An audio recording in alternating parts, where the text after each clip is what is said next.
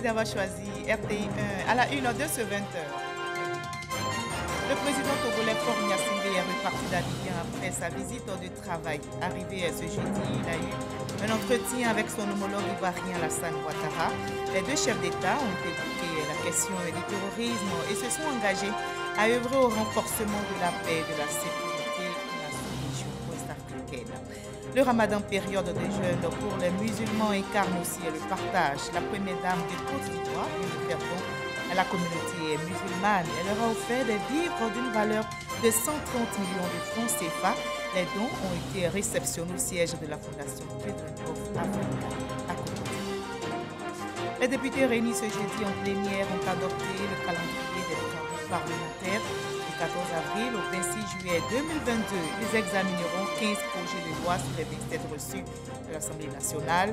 Au nombre des projets figure celui sur le divorce et la séparation du corps. Une séance de questions orales avec débat sur la vie chère est prévue. Emmanuel Macron face à Marine Le Pen. Voilà l'affiche du second tour de la présidentielle française prévue le 24 avril prochain. Les deux candidats sont de nouveau dans le jeu, comme il y a 5 ans. L'ambiance de campagne du second tour de la présidentielle française, c'est le sujet du dossier inter de ce 20. Soyez les bienvenus sur RTI1. Le président togolais Faure Gnassingbé était à Abidjan aujourd'hui. Une brève visite de travail dans la capitale économique ivoirienne. Il a été reçu, et vous allez le voir, par le président de la République, Alassane Ouattara. Les deux chefs d'État ont évoqué la question du terrorisme et ont réaffirmé leur engagement à œuvrer au renforcement de la paix et de la sécurité dans la sous-région ouest-africaine. Jérôme Kofi Abolé. Il est ce jeudi sur les bords de la lagune Ébrié. Le président de la République du Togo, Faure Gnassingbé, vient à la rencontre de son homologue ivoirien, le président Alassane Ouattara. Une preuve palpable quant à la volonté des deux chefs d'État de se retrouver par moments pour évoquer des préoccupations, aussi bien sur le plan sous-régional que continental et même international. Le temps des échanges à l'occasion de cette rencontre est jugé nécessaire, vu qu'il a permis aux présidents ivoiriens et togolais de parler entre autres de problèmes sécuritaires qui, en tout état de cause, ne laissent personne insensible. Mesdames, Messieurs, nous avons l'honneur et le grand plaisir d'accueillir mon frère, le président Faure Gnassingbé, avec qui nous avons des échanges sur la situation régionale assez souvent. Nous avons estimé que c'était utile de le faire de visu. Et je remercie Monsieur le Président d'avoir fait le déplacement pour nous permettre d'échanger et de nous concerter. Merci beaucoup, Monsieur le Président. Je voudrais commencer par vous dire au nom de la délégation qui m'accompagne à mon nom propre, mais aussi au nom du peuple togolais, vous remercier de l'accueil que vous nous réservez aujourd'hui, de votre disponibilité toutes les fois qu'il s'agit de parler des problèmes qui nous concernent tous, ceux de la sous-région notamment. Et aujourd'hui, vous avez bien voulu que nous puissions parler des problèmes qui ne peuvent pas nous laisser indifférents. C'est la lutte contre le terrorisme qui aujourd'hui ne peut plus être vue comme un problème ou du Mali ou du Burkina ou même du Niger, mais ça devient un problème sous-régional. Nous avons consacré beaucoup de sommets à ces problèmes-là et je pense que nous devons tout faire pour éviter l'impasse d'un côté comme de l'autre et sortir peut-être des sentiers battus et réagir avec beaucoup plus d'audace et beaucoup plus de solidarité. Le séjour du président togolais Faure Gnassingbé à Abidjan s'inscrit dans le cadre d'une visite de travail et d'amitié sur le sol ivoirien. Il est juste prévu pour 24 heures. Elle a porté le flambeau de la Côte d'Ivoire et de l'Afrique le 16 mars dernier à Porto Rico. Olivia Yassé, sacrée deuxième dauphine Miss Monde, a été reçue hier par la première dame de Côte d'Ivoire, Dominique Ouattara. La présidente de la Fondation Children of Africa lui a offert un appartement de 4 pièces d'une valeur de 26 millions de francs CFA. Viviane Aimé. Après son mémorable sacre comme deuxième dauphine au concours Miss Monde, qui s'est disputé dans la nuit du mercredi 16 au jeudi 17 mars dernier à Porto Rico, Olivia Yassé a été reçue ce mercredi 13 avril par la première dame de Côte d'Ivoire, Dominique Ouattara, à son cabinet, où une sympathique cérémonie était organisée en son honneur. Deuxième dauphine Miss Monde et Miss Afrique, Olivia Yassé était accompagnée de ses parents, des membres de sa famille et d'un représentant du COMICI, le comité Miss Côte d'Ivoire, qui en premier a tenu à remercier vivement la première dame de Côte d'Ivoire, Dominique Ouattara, marraine de ce comité, pour son soutien constant à ses activités. La première dame ne nous a jamais lâchés.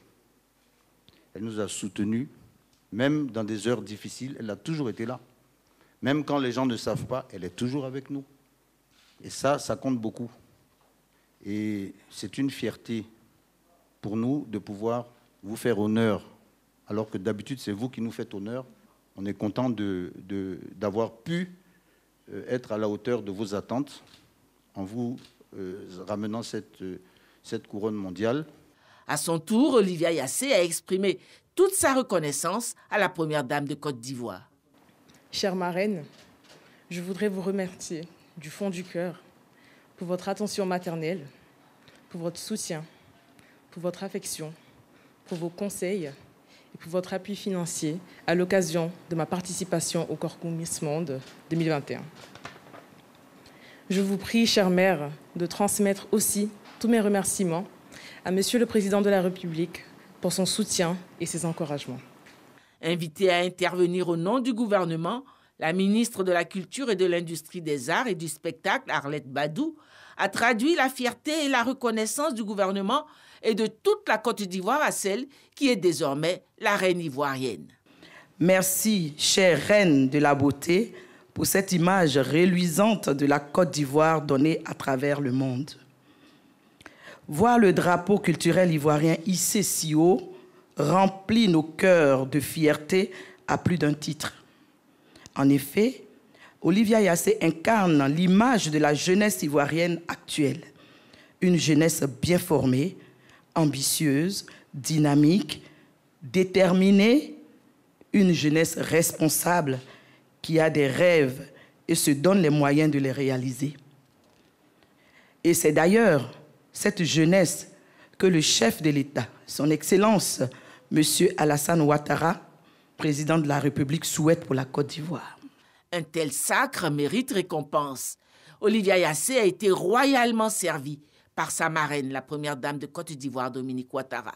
Depuis son sacre, en tant que Miss Côte d'Ivoire, Olivia a toujours su mettre en évidence ses qualités d'ambassadrice de la beauté et de la culture ivoirienne avec une grâce et une intelligence remarquables.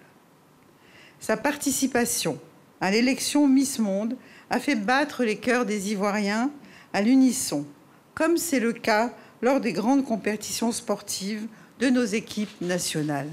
Chère Olivia, je voudrais, au nom de mon cher époux, le président Alassane Ouattara, et en mon nom propre, vous féliciter et vous dire que nous sommes fiers de vous. Merci d'avoir hissé haut le flambeau de la Côte d'Ivoire. À ce titre, je suis heureuse de vous offrir un appartement de 4 pièces d'une valeur de 26 millions de francs CFA au nom de ma fondation Tigron Africa. Miss Afrique a reçu les clés de son appartement. Les musulmans observent une période de jeûne et c'est le mois du Ramadan qui incarne aussi le partage. Et justement, la première dame ivoirienne solidaire de cette communauté musulmane a fait des dons. Elle leur a offert des vivres d'une valeur de 130 millions de francs CFA. Les dons ont été réceptionnés au siège de la fondation Children of Africa dans la commune de Cocody. Alexis Ouedraogo. Comme chaque année pour le Ramadan, la première dame Dominique Ouattara apporte son soutien à la communauté musulmane. 3000 cartons de pâtes alimentaires, 3000 sacs de riz, 1250 cartons d'huile, 750 cartons de boîtes de tomates, 400 cartons de lait et autres tapis de prière. Les dons de l'épouse du président de la République sont d'une valeur de 130 millions de francs CFA qui soulagent la communauté. C'est très difficile pour beaucoup de personnes. Il y a beaucoup de familles qui n'arrivent pas vraiment à joindre les deux bouts. Donc c'est vraiment l'occasion idéale pour leur venir en aide. Je remercie la première dame pour ce grand don pendant ce mois de Ramadan. Actuellement, nous avons attaqué la période du pardon. Donc, que Dieu nous pardonne, que Dieu pardonne à nos péchés aussi. Ces dons, on donnera ça aux femmes, aux veuves, aux démunis. Des propos appuyés par l'imam Koné, porte-parole des bénéficiaires. Si la générosité a un sens dans le moment ordinaire, elle l'est plus dans ce mois béni du Ramadan. Que le Seigneur, Allah subhanahu wa ta'ala, apaise votre cœur pour le soulagement que vous apportez à toutes ces familles vulnérables à travers ces dons pour leur permettre de vivre dignement le Ramadan. Le général Wagondo Diomandé ne manque pas de dire sa gratitude pour la constante bienveillance de la première dame. Celui qui offre la rupture à un jeûneur aura la même récompense que lui, sans que cela ne diminue la récompense du jeûneur. Madame la première dame, puisse Allah vous en êtes reconnaissant. La présidente de la fondation Children of Africa invite les guides religieux et l'ensemble de la communauté musulmane à prier pour le chef de l'État dans sa mission au service de la nation. Pendant cette période de grande spiritualité, nos frères et sœurs démunis ont besoin d'être soutenus afin de pouvoir s'acquitter sereinement du jeûne obligatoire. Aussi, chaque année, la fondation Children of Africa procède à des dons en vivres et tapis de prière pour permettre à nos frères et sœurs de profiter pleinement du mois de Ramadan. Ces dons seront réceptionnés par les guides religieux, les mosquées des communes du district d'Abidjan et de l'intérieur du pays, et par une soixantaine d'ONG et d'associations musulmanes. Chers guides religieux, je ne saurais clore mon propos sans solliciter vos prières pour la paix et la stabilité dans notre pays, et je vous demande également de prier pour mon cher époux, le président de la République, qui a vraiment besoin de vos prières pour mener à bien sa mission. L'imam Sissé Djigiba, président de la fondation Djigui, a pour finir fait des prières à l'endroit du couple présidentiel. Le maire de la commune d'Atekoubé, le ministre d'en haut, Paulin Claude, fait aussi parler son cœur en cette période de jeûne. La communauté musulmane de sa commune a reçu des dons en vivres et non-vivres d'une valeur de 15 millions de francs CFA. Les bénéficiaires apprécient ce geste, nous dit Grace Kando. Le maire d'Atekoubé, solidaire de la communauté musulmane en cette période de Ramadan. 10 tonnes de sucre, 300 nattes de prière, objets de piété leur sont offerts, le tout d'une valeur de 15 millions de francs CFA. C'est avec joie que nous avons accueilli ce geste-là, qui chaque année se renouvelle. Donc, comme nous avons dit, c'est de gaieté de cœur. Quand nous savons qu'il y a beaucoup de personnes dans notre communauté qui sont dans le besoin, des nécessités, des orphelins, des veuves, ça va nous permettre de pouvoir élargir notre champ d'action envers ces personnes-là. Pour le premier magistrat de la commune, ce don s'inscrit dans les actions sociales du conseil municipal. Nous avons renforcé nos dons aux communautés, aux mosquées, parce que nous souhaitons que les imams aient les moyens d'assister dans leur communauté les personnes les plus vulnérables. Nous avons voulu renforcer aussi les moyens de prière en donnant les objets de piété pour que nos femmes, nos enfants gardent en mémoire que le partage est la chose la plus importante. Notre foi doit être plus forte que tout ce qui peut nous amener dans le doute. Alors nous sommes venus dire merci aux imams pour leurs nombreuses prières, les prières constantes qui ont permis à notre commune de rester en paix, de garder sa cohésion sociale et de demeurer la commune famille. La commune d'Atekoubé compte une forte communauté musulmane avec 54 mosquées. Les chrétiens catholiques, également jeunes, se préparent aussi à célébrer la fête de Pâques qui marque la résurrection du Christ dimanche prochain. Ce jeudi, ils ont entamé le Triduum pascal. Ces 3 derniers jours marquent les événements fondateurs de la foi chrétienne, à savoir la passion, la mort et la résurrection du Christ. Ce jeudi saint des chrétiens, on commémore donc les institutions de l'Eucharistie et la fête de sacerdoce, manifestation de l'amour de Dieu pour l'humanité, qui se concrétise aussi à travers le lavement des pieds de ses disciples, signe d'amour, d'humilité et de sacrifice de l'enseignement que donne le Christ, afin que les fidèles puissent en faire autant.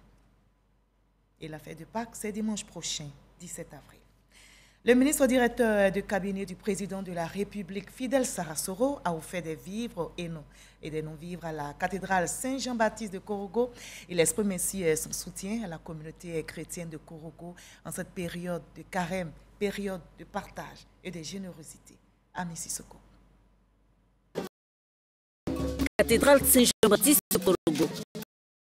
Le bâtiment flambant neuf, abritant plusieurs bureaux, a été offert par l'ex-premier ministre Amadou Gon Coulibaly juste avant son décès, dans la continuité des actions sociales initiées par le défunt et surtout pour répondre aux besoins des prêtres. Le ministre directeur de cabinet du président de la République, Fidel Sarasoro, cadre du Poro, fait don de 150 chaises VIP pour l'équiper. Merci pour la largesse de cœur. Au nom du clergé, des religieuses et des paroissiens de la cathédrale et aussi de l'archidiocèse de Korogo, merci encore. Nous vous rassurons que nous en ferons un bon usage de tous ces lots que nous avons reçus. En plus de ces commodités, le ministre Fidel Sarasoro offre une tonne de vivres à la cathédrale ainsi que du numéraire. C'est le Premier ministre Amadou Gon, de là où il est, qui vous fait ces dons.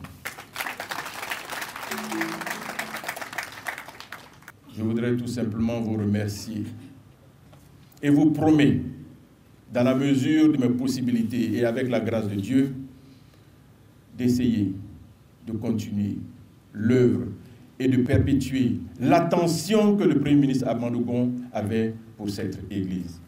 Une visite de la cathédrale a permis d'apprécier l'existant. Le père Charles Diarra-Souba, le curé, a sollicité une fois encore l'aide du ministre directeur de cabinet du président de la République, Fidel Sarasoro, en vue de bâtir une cathédrale moderne à Korogo. Et en cette période de jeunes qui incarnent le partage, on prie aussi pour la paix dans notre pays. Dans la commune de Yopougon, 15 communautés ethniques ont célébré la paix et la cohésion sociale. Cette cérémonie s'est tenue en prélude à la fête de Pâques dénommée Pakinou 2022 dans la dite municipalité. Le ministre Adama Diawara appelle au vivre ensemble. Jamagagi.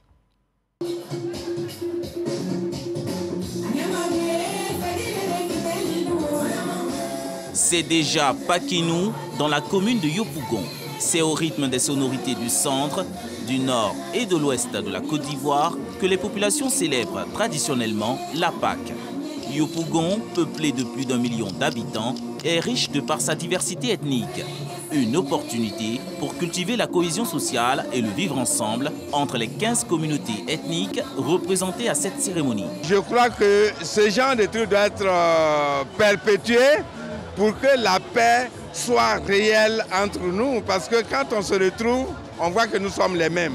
Aujourd'hui, nous prenons la cohésion. Nous voulons le vivre ensemble. Il n'y a pas que le Baoulé qui vit à Yopougon.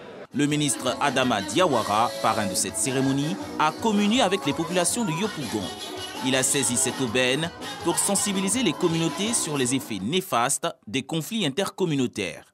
Les populations de Yopougon sont invitées à être des acteurs de développement et à s'inscrire dans la vision de paix du chef de l'État Alassane Ouattara. Je viens de recevoir les 15 communautés de la grande commune de Yopougon et chacune de ces 15 communautés avait à sa tête son chef.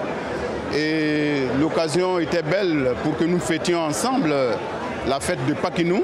C'est vrai qu'au départ, il était prévu que nous fassions la fête uniquement avec nos frères et sœurs baoulés, mais le chef des 15 communautés de Yopougon, qui est le chef de la communauté baoulé, a estimé à juste titre qu'il fallait que cette fête de Pakinou soit faite avec l'ensemble des 15 communautés de Yopougon. J'en ai profité pour expliquer à toutes ces 15 communautés qu'il faut qu'elles demeurent des vecteurs de paix. La fête de Pâques 2022 dans la municipalité de Yopougon est placée sous le signe de la réconciliation et du progrès.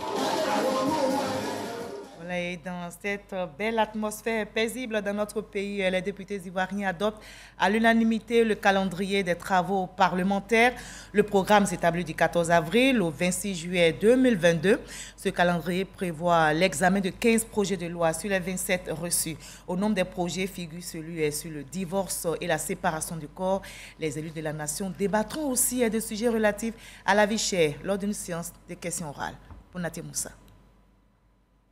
Le calendrier des travaux parlementaires de la session ordinaire allant du jeudi 14 avril au mardi 26 juillet 2022 a été adopté à l'unanimité. Sur les 27 textes actuellement sur le bureau de l'Assemblée nationale, 15 ont été programmés.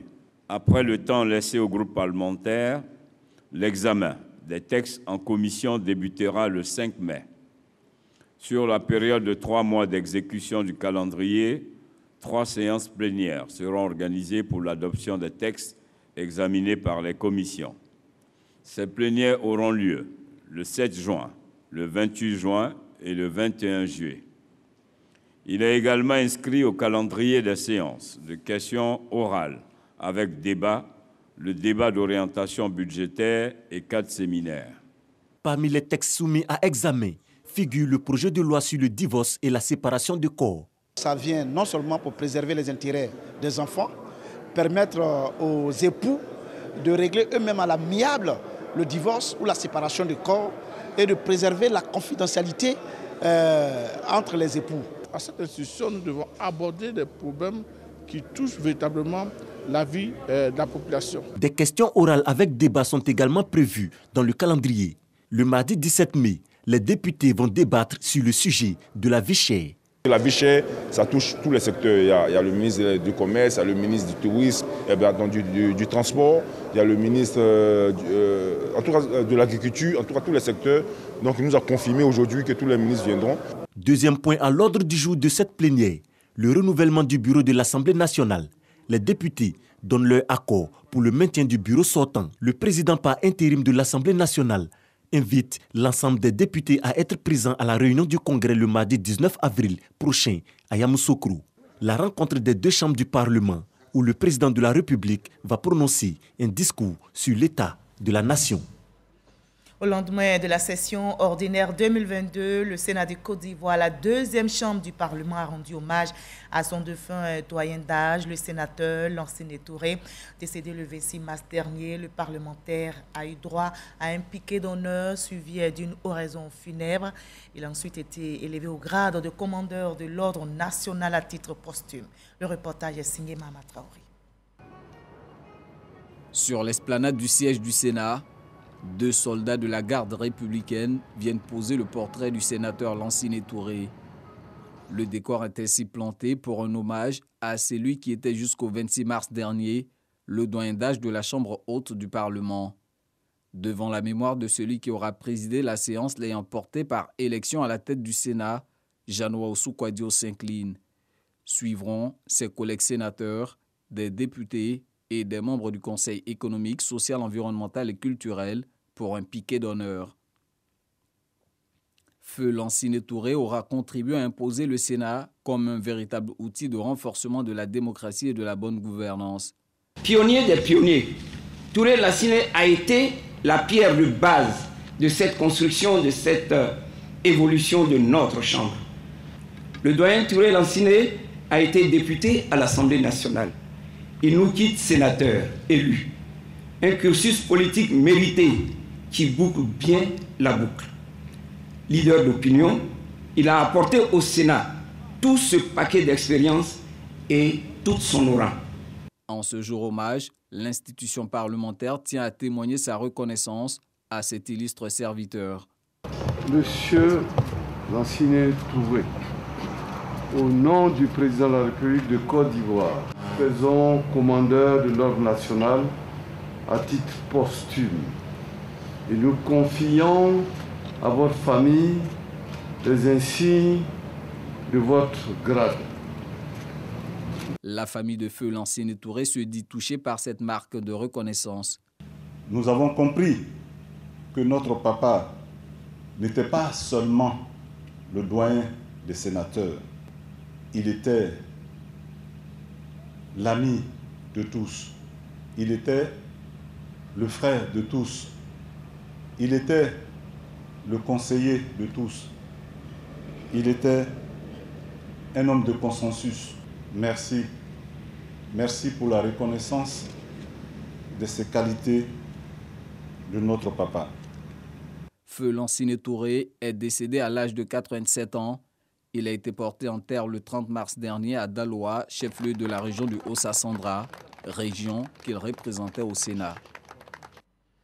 Voilà, je vous conduis dans l'Ouest ivoirien pour nous imprégner du projet de reconstruction post-conflit et de développement communautaire. Sachez que c'est un projet phare du programme national de développement communautaire et c'est une structure sous tutelle du ministère de la Solidarité et de la lutte contre la pauvreté. Ce projet vise de meilleures conditions de vie des populations du district des montagnes. Et bien récemment, une mission du PNDC a sillonné les zones d'action du projet dans les régions du Guémon, du Cavali et du Tonkpi. Les usagers de l'axe Zagwe-Gwetemba dans le département de Man, région du Tonkpi, peuvent pousser un ouf de soulagement. Quand il pleut, pour arriver en ville, surtout à Zagwe, c'est très difficile. Et maintenant, on a vu, ça a fait pratiquement 1 mois, 2 mois, ils ont fait les ponts et on a beaucoup de souris maintenant, on circule librement.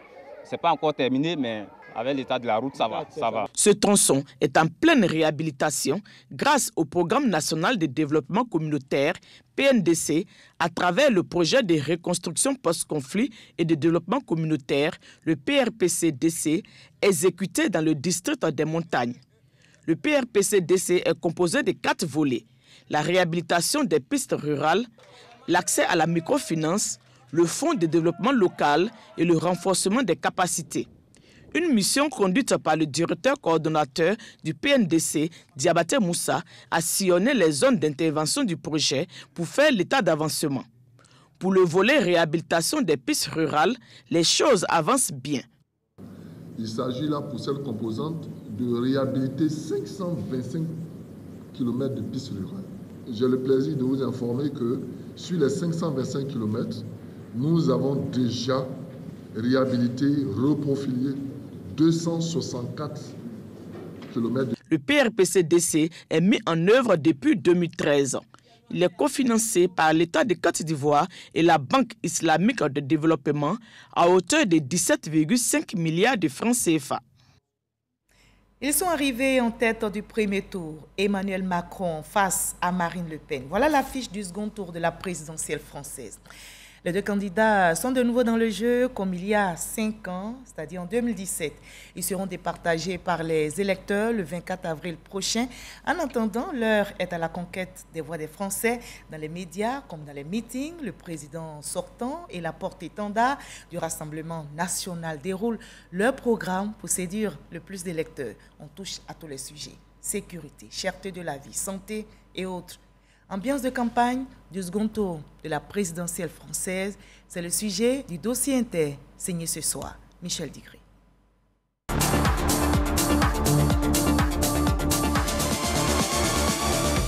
Quatre jours après le premier tour du scrutin, l'opération de séduction des 2 candidats en lice pour le second tour est bel et bien lancée. Voilà, je suis ouvrier viticole ici à Châtenois. Et ça fait plaisir de vous rencontrer. Et du coup, je tenais à vous offrir un crément d'Alsace. Crément d'Alsace. Marine, président, Marine, président. Pour les retraités. Bravo, Marine. Dès le lendemain des résultats du premier tour, Marine Le Pen réunit son bureau de campagne pour remobiliser ses troupes. Il ne faut jamais perdre sa persévérance. Quand on sait qu'on a raison, il faut continuer à se battre envers et contre tout, malgré la concurrence, malgré parfois quelques comportements personnels d'anciens amis qui nous ont déçus. Emmanuel Macron passe à l'offensive dans le fief de Marine Le Pen, en campagne à Denain sur des terres populaires qui ont voté massivement pour le Rassemblement national dimanche dernier. Ça fait 5 ans que je suis président et je regarde aussi les fractures qu'il y a dans le pays et les colères. Et j'ai entendu le message de toutes celles et ceux qui ont exprimé des voix extrêmes. Et je le redis, y compris celles et ceux qui ont pu voter pour Madame Le Pen. Mais je veux essayer de convaincre les gens de faire avec moi. Et donc peut-être en effet de compléter mon projet, d'aller plus loin, de bâtir. Le décor de la campagne est ainsi planté. Si l'affiche est celle de 2017, les enjeux sont différents 5 ans après. C'est un match retour totalement différent. Emmanuel Macron n'est plus le candidat nouveau et qui incarnait une forme de fraîcheur ou de modification du système politique. C'est un sortant, donc il n'a pas du tout la même image, le même positionnement.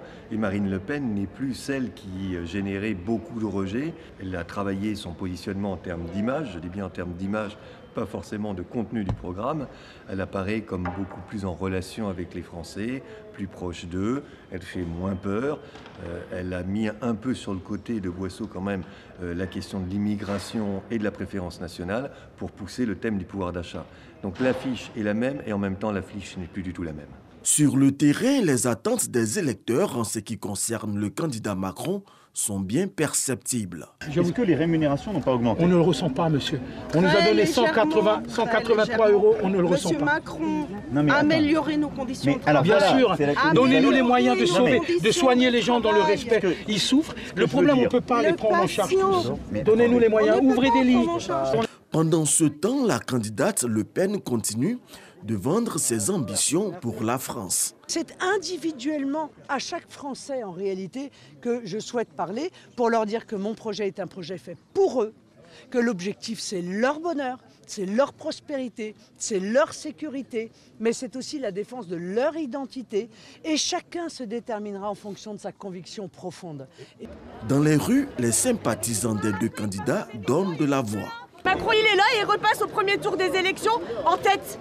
C'est incroyable, c'est impensable. Moi je peux pas y croire. Très énervée, oui. Et j'ai très peur aussi de l'avenir, surtout pour mes enfants. Voilà. J'ai toujours été déçu par les hommes politiques. Et là, Emmanuel Macron ne m'a pas déçu. Hein. Et concernant le vote, je me suis impliqué, c'est la première fois de ma vie, je me suis impliqué, parce que là, c'est pas le vote d'un président qu'on va faire, c'est le vote d'un choix de société. Hein. C'est-à-dire qu'une société qui est ouverte sur le monde, progressiste, protectrice, hein, et un monde rabougri, raciste et xénophobe. Et ça, je ne le veux pas. Les panneaux des candidats éliminés à l'issue du premier tour sont retirés. Mais leurs électeurs auront leur mot à dire, notamment ceux de Jean-Luc Mélenchon, arrivé en 3e position avec plus de 21% des voix. Très clairement, c'est Jean-Luc Mélenchon, ou plutôt son électorat, qui détient en grande partie la clé de ce second tour. Suivant les reports et leur évolution que nous aurons, eh bien ce second tour peut être extrêmement serré, voire donner une possibilité à Marine Le Pen, ou au contraire stabiliser Emmanuel Macron dans cette zone des 53-54%. Dans 6 jours, soit le mercredi 20 avril, l'on assistera à l'un des temps forts de cette présidentielle. Emmanuel Macron et Marine Le Pen s'affronteront lors du débat d'entre-deux tours. Mais j'ai hâte, vous voyez, d'expliquer, d'abord de lever les contre-vérités qui sont installées, les facilités de son côté, parfois les caricatures qui étaient faites sur mon projet. J'ai hâte de continuer à entendre, d'aller convaincre et évidemment de débattre. J'aime le débat, comme vous savez. Pour éviter de s'écrouler comme il y a 5 ans, la candidate du Rassemblement national se prépare déjà et ne laissera rien au hasard. Et la vérité des unes, elle sera connue dans 10 jours, le 24 avril prochain. C'était l'ambiance de la campagne du second tour de la présidentielle française, dossier inter réalisé par Michel Digré. Vous l'avez compris, c'est la fin de ce 20h. Merci à vous tous de nous avoir suivis. Je vous retrouve avec le même plaisir demain à la même heure. N'oubliez pas, prenez soin de vous.